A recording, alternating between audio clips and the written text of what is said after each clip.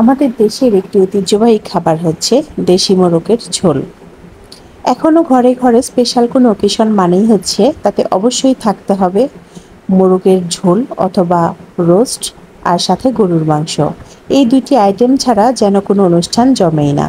তো আজ আমি আপনাদের সাথে শেয়ার করব কিভাবে দেশি মোরগের ঝোল রান্না করা যায়।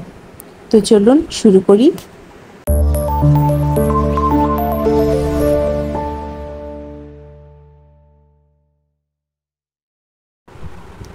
তো এখানে আমি নিয়ে নিয়েছি একটি বড় সাইজের মোরগটি কেটে ভালোভাবে ধুয়ে পরিষ্কার করে নিয়েছি। এবার একটি প্যানে নিয়ে নিচ্ছি সয়াবিন তেল।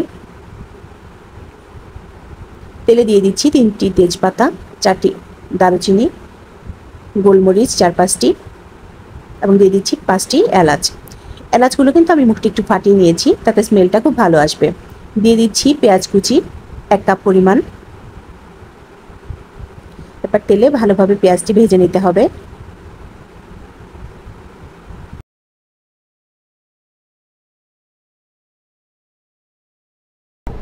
দিয়ে দিচ্ছি 1 চামচ লবণ। লবণটি এখানে স্বাদ মতো দিতে হবে, পরে অবশ্য আমরা টেস্ট করে দেখব, যদি লবণ কম হয় আমরা আরেকটু অ্যাড করব। ভালোভাবে নেড়েচেড়ে ভেজে নিচ্ছি। পেঁয়াজগুলো একটু নরম হয়ে আসলে তাতে দিয়ে দিচ্ছি রসুন কুচি। আমি রসুন কুচি নিয়েছি আধা কাপ পরিমাণ। এবার ভালোভাবে নেড়েচেড়ে ভেজে নেব। দিয়ে দিচ্ছি 1 চামচ পেঁয়াজ বাটা, 1 চামচ রসুন বাটা, 1 চামচ আদা বাটা।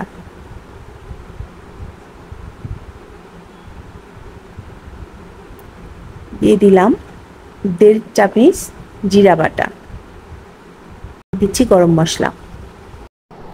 বাটা মশলাটা দেওয়ার পরে ভালোভাবে একটু ভেজে নিতে হবে, না হলে কিন্তু বাটা মশলার যে গন্ধটা এটা থেকে যাবে। দিয়ে দিচ্ছি 1 চামচ মরিচ, 1 চামচ হলুদ এবং 1 চামচ ধনিয়ার গুঁড়া। আমি এখানে সমান সমানই ব্যবহার করেছি, যদি কেউ ঝালটা একটু বেশি খান তাহলে একটু বাড়িয়ে দিতে পারেন। আর দিয়ে দিচ্ছি আধা কাপ পরিমাণ দুধ।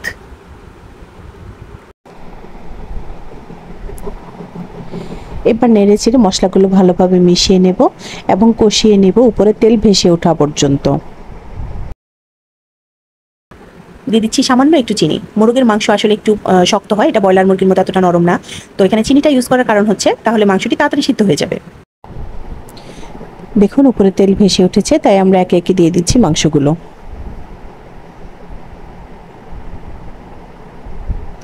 মাংসগুলো দেওয়ার পরে ভালোভাবে নেড়েচেড়ে দিতে হবে। আমি এখানে এখনই কিন্তু কোনো এক্সট্রা পানি ইউজ করছি না।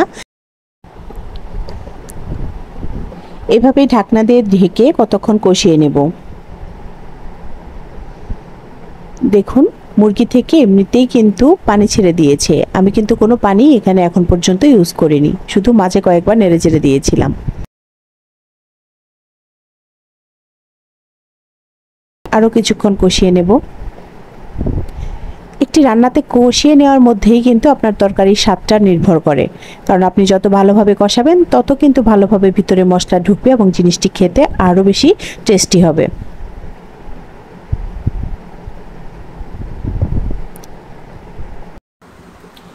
বাস কষানো হয়ে গেছে, এবার আমরা এতে অ্যাড করব গরম পানি।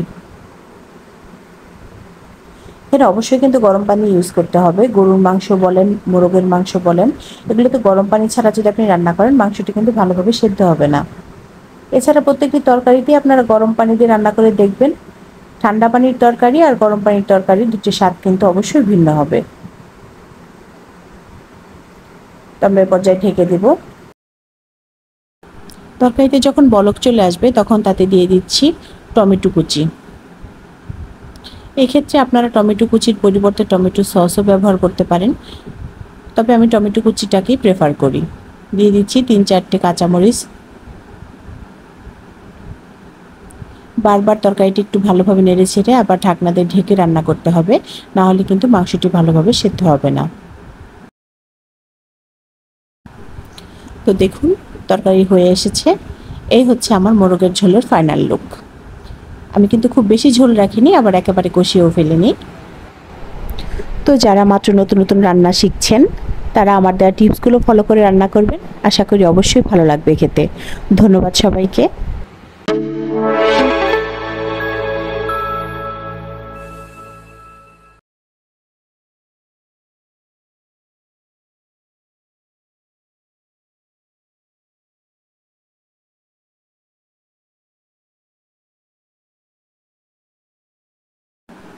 তো আমার দেওয়া টিপসগুলো ফলো করে আপনারা বাসায় ট্রাই করবেন। ধন্যবাদ।